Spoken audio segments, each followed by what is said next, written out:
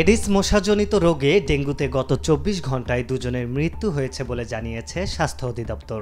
একই সময়ে ডেঙ্গু আক্রান্ত হয়ে দেশের বিভিন্ন হাসপাতালে ভর্তি হয়েছে আরও ৩২১ জন।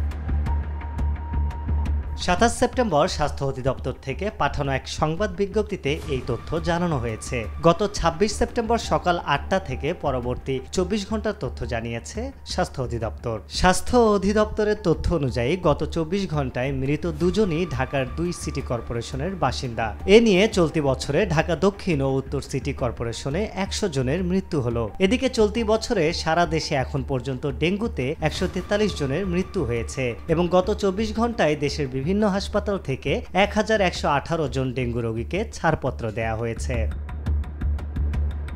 উল্লেখ্য, গত ২৪ সেপ্টেম্বর স্থানীয় সরকার, পল্লী উন্নয়ন ও সমবায় মন্ত্রণালয় এবং ভূমি মন্ত্রণালয়ের উপদেষ্টা এফ হাসান আরিফ জানিয়েছেন, চলমান ডেঙ্গু পরিস্থিতি মোকাবেলায় ইতোমধ্যেই ১০টি টিম গঠন করা হয়েছে। প্রতিটি টিম কাজ শুরু করে দিয়েছে। ডেঙ্গু সংক্রমণ রোধে তারা প্রতিটা খুঁটিনাটি বিষয় পর্যবেক্ষণ করছেন। ঝুঁকিপূর্ণ এলাকাগুলোতে টিমগুলো কাজ করবে।